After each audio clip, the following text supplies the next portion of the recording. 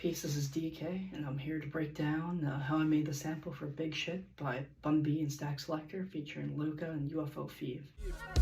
I be that southern Memphian. I'm good in them waters like an amphibian. The times are Stygian, but they won't affect my equilibrium. Sibians, So first, for the backstory, I met Statik in person actually in 2019 at a Bun Fev show, and coincidentally he's also on the track, so I guess that's kind of a cool full circle moment. We've actually worked before as well. We did the tracks Chicken Chop of my project with Ghetto Sauce called Listen to the Masters, and more recently my last project, Atlantic Rap Volume 1, he was on a track called Intuition. I'll link those after so you can have a listen if you'd like. As for the sample and the backstory, I started sending this stuff to Statik about over a year ago, and I'm not sure if he liked the first few that I sent, but he told me to keep sending regardless, so I did. And I made the sample actually, sometime in mid-December, and I think I finished it on December 20th. I didn't really have TrillStatik in mind or anything like that, as we're expecting an addition to our family, and my partner would be induced any day, so TrillStatik wasn't actually at the top of my mind, to be honest.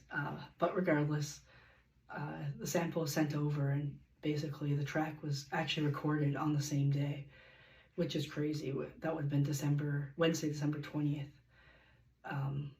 which is crazy because when they did live stream the whole thing, and you can see it on Twitch that day. So, it's not like they all had the verses and written and the beats already. They literally did everything. So on my process, whenever I usually just make something, I usually just come here and set up my keyboard and noodle and play. And yeah, I basically just hope for cool results or come up with ideas. And I just record them into Logic Pro from there. And then that's usually how I start. And I'll show you how this particular track was created. Yeah, so I started by just noodling around, like I said, at my keyboard, just to see what I can come up with. And I just had this I just have a cheap Yamaha keyboard here, and I just usually start with a an electric piano or electric piano setting that comes with it. And as for the part, I think it's just a D minor 7 or D minor 13 chord, just played out on different parts of the keyboard. So I'll show you how it was played.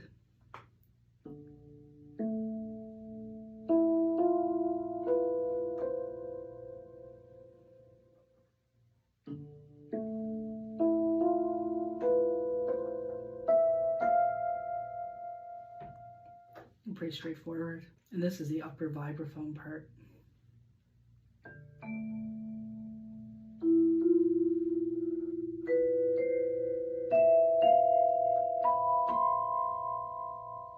So very similar, just a few more notes.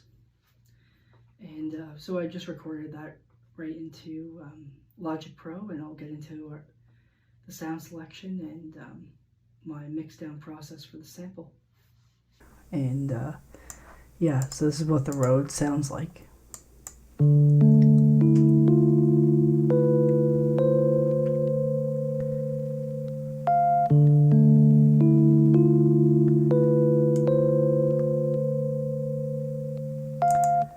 Then the vibraphone, basically the same thing, just add a few notes on top, basically.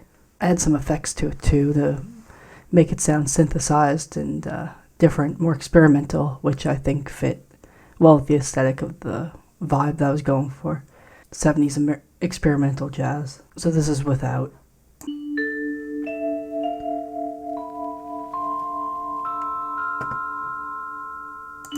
And this is with.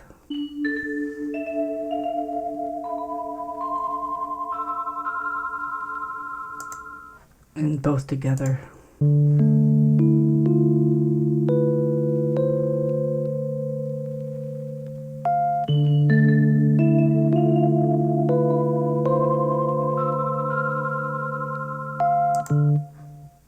Next is a saxophone. I'm not sure where I found this sound. But yeah, there's just a little bit of delay on it, nothing, and some EQ, nothing crazy. And this is what it sounds like.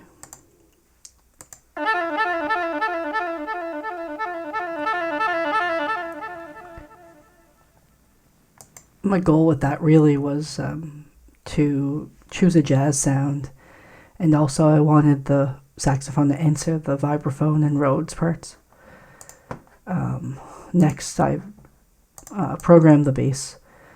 It's basically just an 8-bar sequence that's repeated. And because the Rhodes were just kind of going up and down, I just wanted something relatively stable here. So I was essentially mostly just following the root note of the progression. And this is what it sounds like.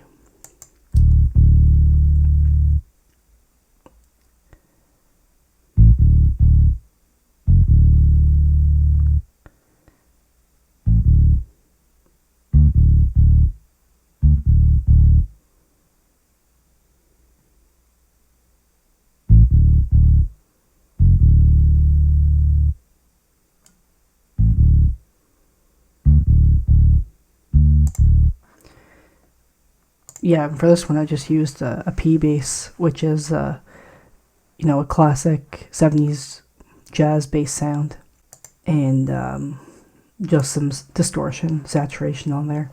Next, I had the percussion.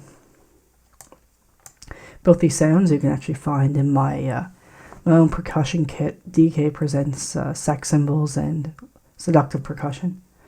And this is what it sounds like.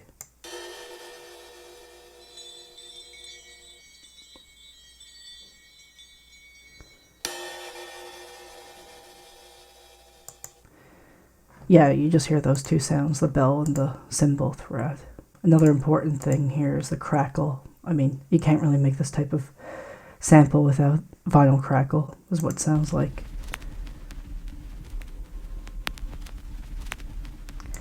Obviously. So this is what I had up to that point.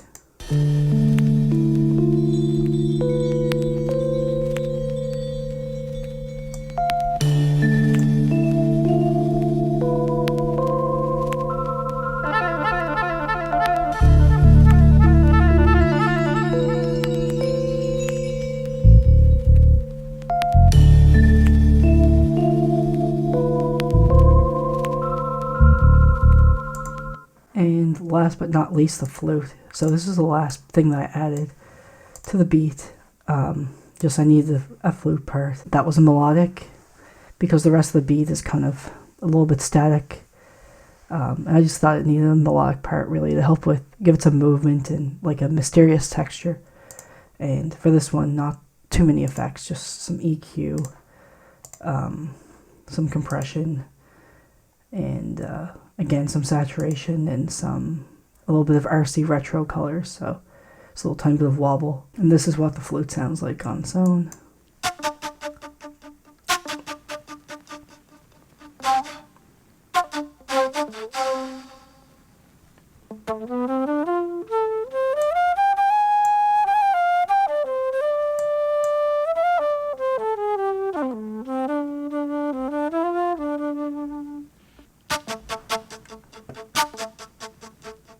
And all together.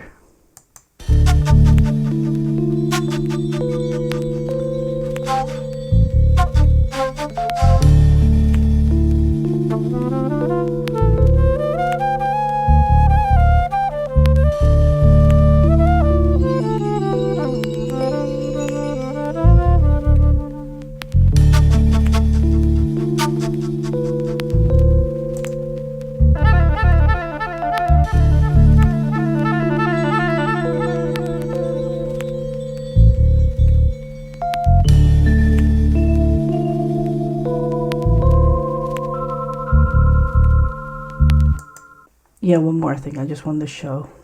My master bus, just this tape recorder effect. Basically just shaves some high end off of it and makes it sound more like a vintage recording. So I just try to make this meter tap into the right a little bit.